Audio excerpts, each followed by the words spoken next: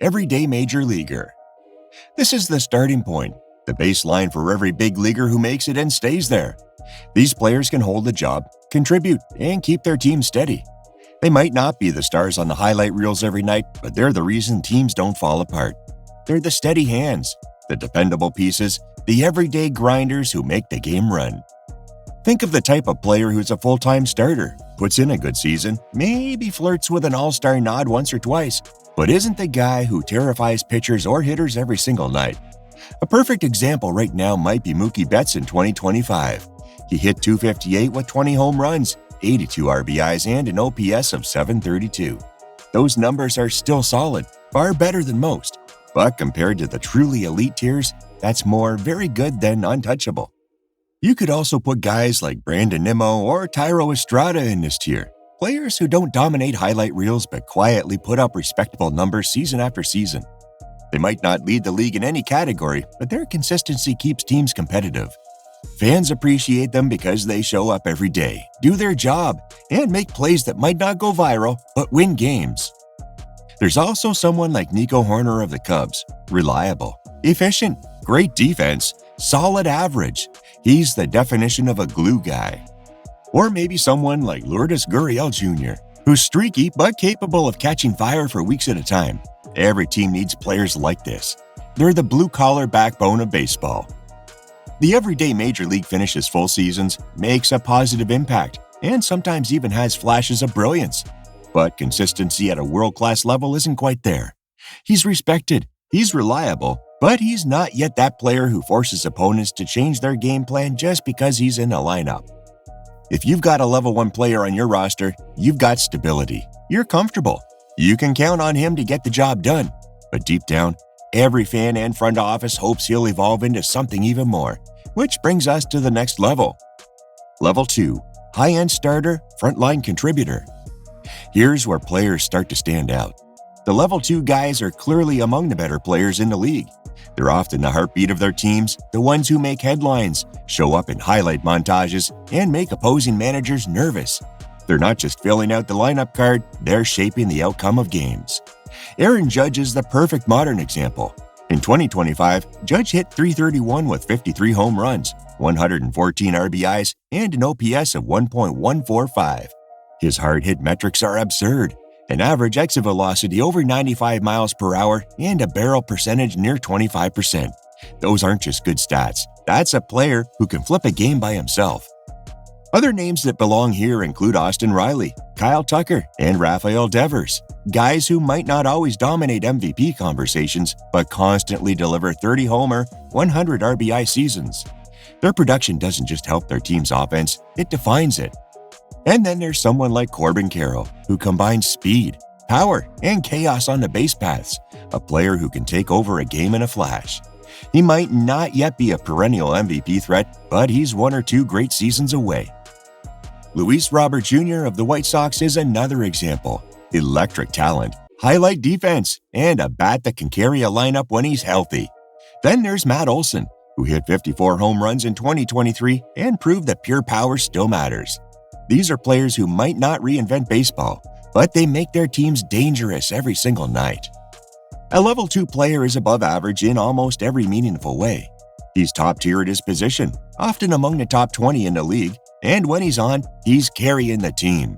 His weaknesses, if he has any, might be inconsistency, defensive limitations, or injury history, but when he's healthy and focused, he's a difference maker. Teams rely on level 2 players as cornerstones. If they slump, the whole lineup feels it.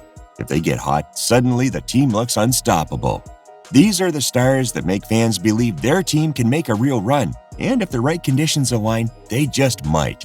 But even for someone like Judge, as great as that season was, there's still room to rise even higher. Level 3, elite performer, all-star tier. Now we're getting into rarefied air. Level 3 players aren't just great, they're among the best in the world at what they do. These are the names fans mention when debating MVPs, the players who make all-star teams almost automatically, and the ones who fill highlight reels every night. Shohei Ohtani embodies this level perfectly. His two-way dominance is something baseball hasn't seen in a century. In 2025, Ohtani remains at the top of every ranking you can find. He's the #1 player in Baseball America's Top 100. He's a legitimate MVP candidate every season, and he redefines what's possible for an athlete in this sport. Ronald Acuna Jr. also fits perfectly in this tier. His 40-70 season wasn't just historic, it shattered the limits of what players could accomplish in the modern game. Acuna has power, speed, swagger, and charisma, the exact blend that makes baseball fun to watch again. Then there's Juan Soto, a player whose plate discipline and power numbers have drawn comparisons to Ted Williams. When pitchers face Soto, it's not about getting him out, it's about surviving the at-bat. Bryce Harper belongs here too. Even after injuries and position changes, he still finds ways to rise when the spotlight is brightest. His 2022 postseason run with the Phillies showed what Level 3 looks like under pressure. A player who can single-handedly shift the energy of an entire city. Add in players like Corey Seager and Jose Ramirez, who quietly rack up All-Star nods and MVP votes year after year, and you have the full picture of the Level 3 elite. A Level 3 player doesn't just excel in one area. He's elite across the board. Hitting, fielding, pitching, leadership, or some combination that changes how teams approach him. Opposing coaches create game plans specifically around him. Pitchers nibble around the zone when he's at the plate. Fielders adjust their shifts because of him. These players are gravitational forces. They pull the focus of the entire game toward themselves. When a team has a Level 3 player, they believe they can win it all. They expect him to deliver in the clutch, to lead the team through slumps, to rise above pressure. But as dominant as they are, even they can still elevate to that level where their impact goes beyond numbers, into culture and history.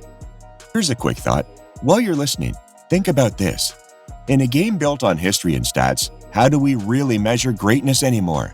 Is it the numbers, the rings, or the moments that make your jaw drop and remind you why you fell in love with baseball in the first place? If that's your kind of question, drop a comment below and make sure you're subscribed. Because we don't just talk baseball here, we decode it. Level 4, Transcendent Superstar. At Level 4, we move beyond performance into presence. These are the players who don't just dominate the stat sheets, they reshape the game itself.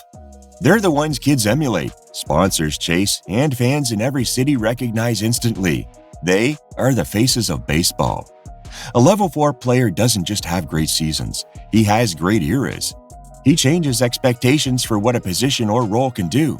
When you think of transcendent superstars, you think of players who have signature moments burned into baseball memory.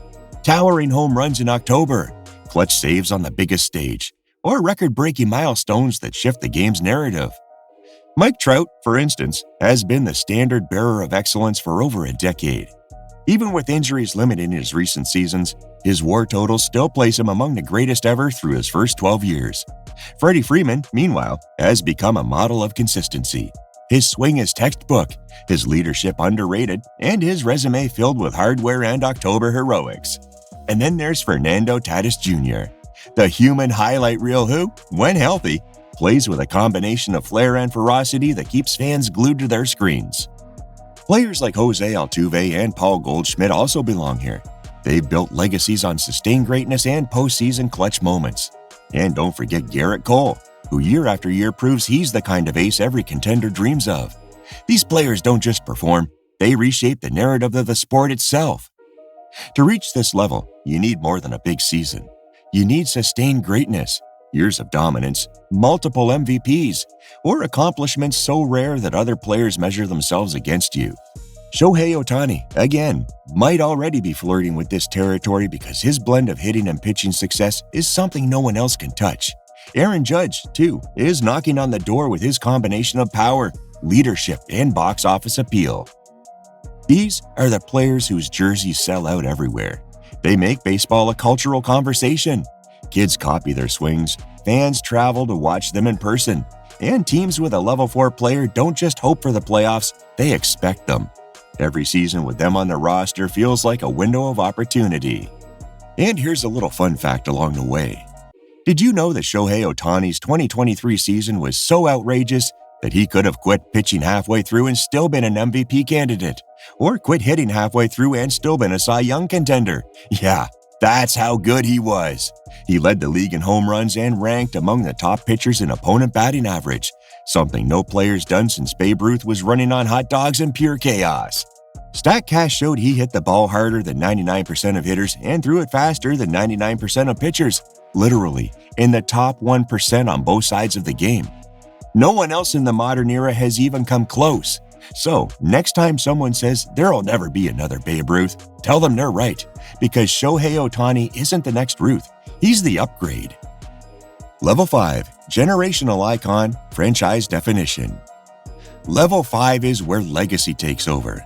These are the players who define entire franchises, maybe even decades of baseball. When you think of a team, you think of their name first. They aren't just players anymore, they're symbols of an era. A Level 5 player sustains elite performance for more than a decade. He evolves with the game, adapts to new challenges, and stays relevant long after his physical prime. He's got the accolades, MVPs, All-Star selections, maybe championships. But more importantly, he has the consistency and cultural weight that make him unforgettable. These players are walking legends, and they rarely come around. Shohei Ohtani could end up here if he continues to perform at his current pace. Aaron Judge might too, if his power production continues and he leads the Yankees to more postseason glory. Bryce Harper, with 2 MVPs and a reputation for rising when the lights are brightest, already feels like he's knocking on this door. And Mike Trout, depending on how the next few years play out, may already have a reserved seat at this table. Level 5 players don't just represent excellence, they embody an era. Think about how Derek Jeter defined the Yankees for a generation, or how Albert Pujols carried St. Louis. In today's game, players like Ohtani and Judge are the next torchbearers of that kind of legacy. If you have a Level 5 player, you're not just trying to win a World Series, you're preserving a legacy. You're building around him, not for one season, but for a generation. Fans will tell their kids about watching him play. Opponents will remember what it was like to face him. And the sport itself will use his career as a reference point for greatness. Level 6, All-Time Great, Hall of Fame bound while active. Now we're talking about the truly elite few. The Level 6 player is still active, still dominating, and already Hall of Fame bound. Even while playing, his legacy is secure. You don't talk about if he'll make Cooperstown, you talk about what his plaque will say. A Level 6 player is one of the best ever at his position. He's rewritten record books, defined eras, and influenced how the game is played. You can point to the metrics, WAR totals, OPS, ERA, you name it, and his numbers already stand beside those of historic greats. But what separates this level is influence. These players change how the next generation trains, thinks, and competes. Players like Clayton Kershaw and Max Scherzer represent this perfectly. Their longevity, dominance, and consistency have made them living measuring sticks for greatness. Justin Verlander, too, fits here. His late career resurgence proved that power and precision can age gracefully.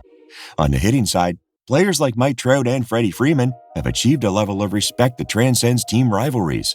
Fans recognize greatness when they see it, even if he's wearing another uniform. Miguel Cabrera, now retired, was the blueprint for what Level 6 looks like in action. A Triple Crown winner, 2-time MVP, and future Hall of Famer who combined power, intelligence, and charisma. Today, players like Ohtani are already trending that same path, still active but already cemented in baseball's lore. They've had careers long enough to show that their dominance wasn't a fluke. They've been through slumps, injuries, adversity, and they've come out stronger. When they step onto the field, it feels like history is happening in real time. You don't just watch them play, you witness baseball evolve. Reaching Level 6 means you've already achieved almost everything there is to achieve as a player. You built a career that cements your name among the sport's legends. The only thing left is the final, almost mythical stage. Level 7, Legend, Immortal. Level 7 is the pinnacle, the ultimate endgame for baseball greatness. At this point, a player's name becomes synonymous with the sport itself. They're no longer just part of baseball history, they are baseball history. These are the immortals, the ones whose careers become folklore. Their stats don't just stand out, they redefine what's possible. Their moments aren't just highlights, they're part of the sport's mythology. Everyone, even casual fans, know who they are. Historically, this tier belongs to names like Babe Ruth, Willie Mays, Hank Aaron, and Ken Griffey Jr. They're the players who shape the identity of baseball as a whole. For modern players, reaching this level would mean dominating statistically, culturally, and generationally for an entire career. It's not just about numbers, it's about impact, resonance, and performance. For the modern era, Shohei Ohtani might be the closest active player with a realistic shot at reaching this level. His blend of global influence, two-way brilliance, and marketability has already put him in conversations once reserved for baseball's immortals. If he keeps this pace through the next decade, he could genuinely change where the bar for greatness is set. To be a level 7 player, you have to transcend time. When people talk about the game 50 years from now, your name still comes up. You don't just play baseball, you become its language. Applying the levels, modern context. Now that we've gone through the 7 levels, let's drop some modern names into place to give it real context. Aaron Judge, right now, sits somewhere between level 2 and level 3. His 2025 numbers, again, a .331 average, 53 home runs, and an OPS over 1.100 are elite by any standard. If he keeps that up for a few more seasons, he'll fully cross into level 3, maybe even level 4 territory. Shohei Ohtani is already sitting comfortably in level 3, maybe even leaning toward level 4, because no one else in baseball does what he does. If he sustains his two-way dominance and keeps breaking new ground, he's got a legitimate path toward becoming a level 5 generational icon. Mookie Betts, meanwhile, sits around level 1 or level 2 right now. His current offensive numbers aren't jaw-dropping, but his defensive value, consistency, and leadership keep him relevant among top players. He's had seasons where he's flirted with higher levels, and depending on how his career ages, he might climb again. Players like Julio Rodriguez and Bobby Witt Jr. are rapidly climbing these levels, showing the next generation what the path looks like. Witt's combination of power and speed puts him in rare company, and Julio's charisma and clutch play already have Mariners fans whispering about Griffey comparisons. Then there's Spencer Strider, the mustache, the heat, the confidence. If he stays healthy, he's got the makings of a future level 4 pitcher. The beautiful thing about these levels is that they're fluid. A player can move up or down based on health, performance, or team success. A breakout season can push someone 2 levels higher, while a prolonged slump can drop them back down. Baseball is dynamic, and so are the careers of the people who play it. Different positions can also affect how we see a player's level. A slick fielding shortstop who saves runs with his glove might never put up flashy home run totals, but his value could still rival a power hitter's. Context matters, both statistically and situationally. Why these levels matter. So let's talk about why these levels matter. Having a framework like this changes how we talk about baseball. It helps fans and analysts alike understand why one player gets MVP votes while another doesn't, even if their numbers look similar. It gives context to contract negotiations, trades, and long-term roster planning. Teams use this kind of thinking every day. They know a level 2 player with upward momentum might be worth investing in, while a declining level 4 could be a financial trap. Fans feel it too, even if they don't label it that way. They know instinctively when a player feels like a superstar or just a really good piece. This system also highlights that not all greatness is equal. There's a huge difference between being very good and being great, and even more difference between great and generational. These levels remind us that baseball's hierarchy is constantly shifting, that no one stays on top forever, and that every player is part of a larger story, climbing, falling, adapting, and redefining themselves along the way. Movement between levels is normal. Some players plateau at level 2 or 3 and stay there for a decade. Still, a massive achievement. Others make that rare leap into superstardom, and a handful, if fate, health, and timing align, ascend to those top 2 tiers that make them immortal. In today's era, metrics and data give us new ways to see it. Advanced stats like WAR, WOBA, and OPS help measure performance beyond the eye test. But heart, leadership, and the ability to rise when it matters most still separate the good from the legendary. When you watch baseball, you're not just seeing balls and strikes. You're watching players climb those 7 levels in real time. You're watching the rookie trying to earn his spot, the all-star chasing history, the superstar protecting his legacy. You're watching ambition collide with talent, health, and time. Every player fits somewhere in this hierarchy, Some will hover in the middle, others will chase the summit, and a rare few will carve their names into the game's eternal memory.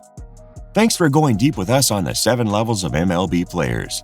If you enjoyed this breakdown, hit like, subscribe, and ring the bell so you don't miss the next episode.